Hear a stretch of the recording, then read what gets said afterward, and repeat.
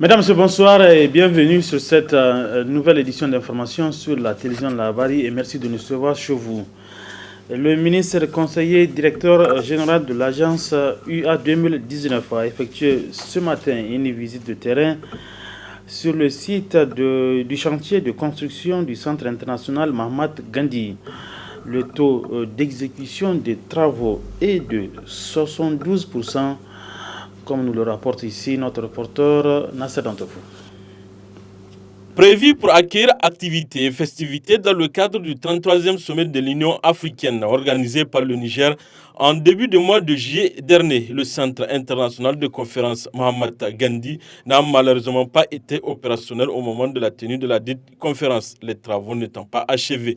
Mais qu'à cela ne tienne, après le sommet qui a été d'une réussite totale, les travaux de construction du centre ont repris et à ce jour à un taux d'exécution de 72%. Le ministre vient avec sa délégation pour constater de visu l'état d'avancement des travaux qui ont démarré aussitôt après cette conférence organisée par les chefs d'État et du gouvernement. À l'heure actuelle, nous sommes à 72% d'avancement des travaux et vous avez constaté avec nous que les travaux de finition ont déjà démarré.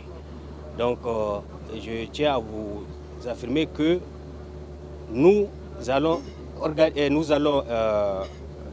organiser la réception de ces travaux donc à la fin du mois de septembre, début octobre. Ce centre de conférence international est le fruit de la coopération entre la République du Niger et l'Inde. C'est le gouvernement indien qui a appuyé l'État du Niger pour construire ce centre qui porte actuellement son nom, donc le nom de Mahatma Gandhi. Ce n'est pas seulement au Niger que les centres portent le nom de Mahatma Gandhi, mais ici, je voudrais vous affirmer que c'est un don du gouvernement indien. Donc le gouvernement indien, pour laisser son empreinte, nous avons choisi le nom de Mahatma Gandhi pour que ce centre porte son nom. Selon les techniciens, la réception de ces énièmes joyaux construits dans le cadre de l'Union africaine à Niger 2019 sera réceptionnée courant le mois de septembre, voire mi-octobre prochain. Elle est toujours au cœur de l'actualité, c'est cette affaire de pot de vin dans l'attribution d'un contrat de restauration des pèlerins nigériens à la Mecque. Le représentant du commissariat à l'organisation du Hajj, Koho, à la réunion avec les prestataires saoudiens, explique ce qui s'est passé lors de la rencontre. On écoute Afizou Mahamadou. Les 4 restaurateurs désignés par le Koho ont chacun amené un représentant à la réunion. Et de l'autre côté, il y avait la structure COSAPEL et les personnes ressources qui étaient des chefs de groupe, d'agences et des syndicalistes, donc des agences de pèlerinage du Niger. Donc à cette réunion à laquelle nous avons assisté, il n'y a pas eu question de donner quelque chose à qui que ce soit. Donc on a discuté de 2 points, comme je l'ai dit tantôt. Donc le menu et donc le prix, le coût de la restauration Mina Arafat. Donc sur le menu, je le répète, il y a eu un menu que les 4 restaurateurs ont présenté. Ce menu a été critiqué et en fin de compte, il a été validé par les représentants des agences de pèlerinage du Niger. Et présent donc à la réunion. Amendé et adopté en fin de compte. Deuxièmement, le prix ou le coût de la restauration Mina Arafat. Je le répète, le pèlerin a payé 315 rials.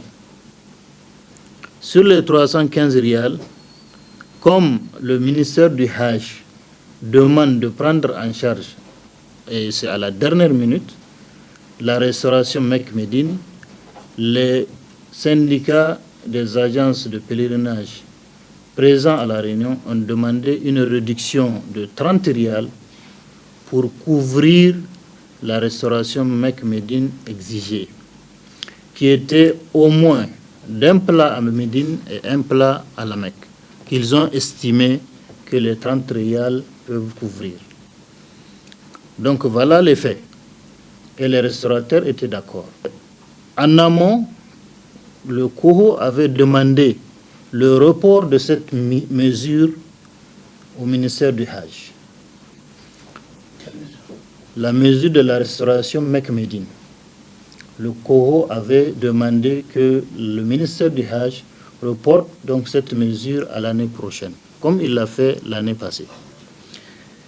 À notre retour, les visas ont commencé à tomber, mais sans prendre les 30 rials qui étaient prévus dans le système. Voilà, affaire donc à suivre. Du sport dans ce journal, la Confédération africaine de football, la CAF, a procédé cet après-midi au tirage au sort des éliminatoires de la CAN 2021 prévue au Cameroun. Le MENA national est logé dans le groupe K en compagnie de la Côte d'Ivoire, de l'Éthiopie et le Madagascar. Les deux premières journées de ces éliminatoires se disputeront entre les 11 et 19 novembre 2020.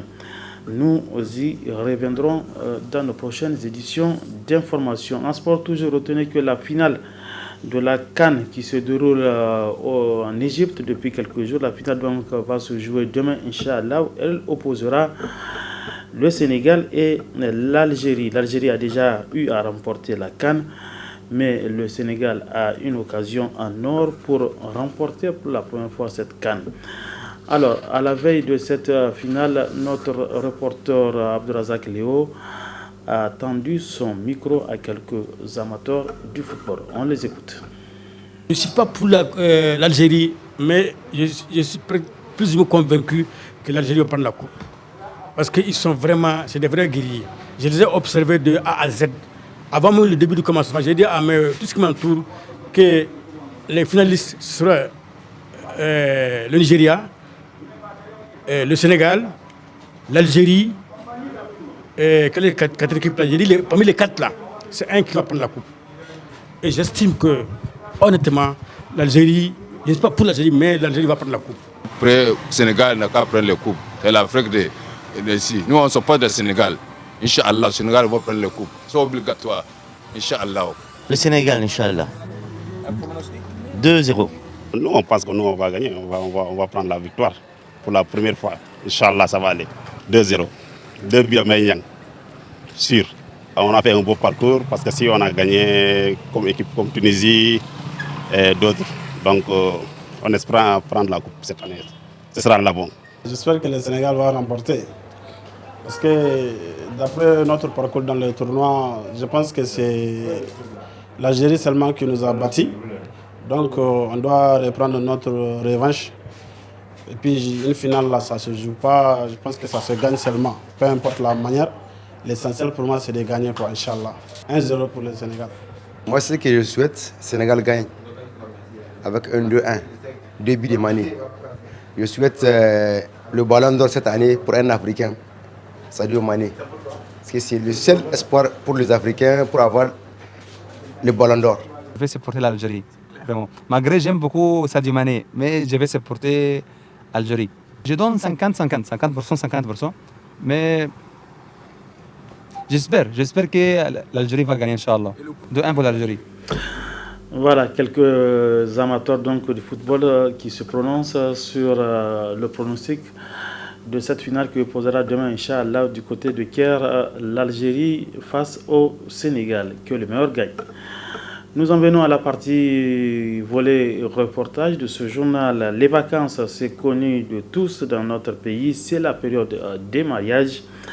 Une occasion qui permet aux menuisiers de faire de bonnes affaires en vendant leurs meubles plutôt aux jeunes mariés. Nos reporters Romanatou, Hassan et Sadoumi se sont intéressés à ce nouveau style de confection de ces meubles. Au Niger, les vacances scolaires riment de plus en plus avec une croissance des cérémonies de mariage dans les grands centres urbains, notamment à Niamey, la capitale. Un grand nombre de mariages qui furent également le bonheur de certaines couches socio-professionnelles qui exercent des métiers comme la menuiserie. En effet, pour l'ameublement de leur foyer, les couples font recours aux fabricants ou vendeurs de meubles qui, à leur tour, tirent leur épingle du jeu. Les gens viennent doucement, mais ils ne viennent pas beaucoup. On demande aux gens de venir essayer voir, parce que les meubles qu'on fabrique ici, c'est mieux que les importer. Et puis ici, c'est les Nigériens qui travaillent. Pour les Nigériens, on paye légalement nos impôts. On demande même à l'État de venir commander ici, parce qu'on fait des bureaux, des chaises, on fait tout ici. On fait des trucs de bonne qualité, parce que quand on travaille, on donne même des garanties. 6 mois, 1 an, s'il y a quelque chose, il faut venir. On va arranger, il n'y a pas de problème. Vous avez vu des lits, des salons, des fauteuils, de l'armoire, des placards, des portes, panneaux, des portes isoplènes. On fabrique à peu près tout ce qu'on peut fabriquer, on les fabrique. Chambre, 2 places, 3 places, 1 place et demie, de table basse, table télé. On vend plusieurs sortes de lits, de chambres, des tables basses, des tables servant au support, au poste téléviseur, mais aussi des buffets. Model wani ginkati model wai ga tennis sai matkan kamata da inganda importe wo hayo ba su gamara wani yanga ba da importe wo girbin. Les meubles en bois sont très résistants que ceux qui sont importés. Da kularo mono indiga ba igi hinga barmeni sai matkan diga barare diga tes. On n'a pas de problème à ce qui concerne la clientèle. Le grand nombre de mariages est ainsi une aubaine pour ces spécialistes de l'ameublement. Mais cela ne se fait sans difficulté avec la clientèle dont ils demandent l'indulgence. À l'endroit des clients d'être un peu plus patient. Et puis quand tu fais tes commandes, il faut aussi respecter votre rendez-vous. Au vu de la qualité des meubles localement fabriqués, les citadins de la capitale ont également tendance à abandonner l'importation des meubles. Toutes choses qui ont une grande importance pour l'économie du pays, mais aussi pour lutter contre le chômage de la jeunesse nigérienne. Merci Roumanatou Hassan. Et c'est la fin de cette édition d'information. Mesdames, Messieurs, merci à vous de l'avoir suivi. Bonsoir.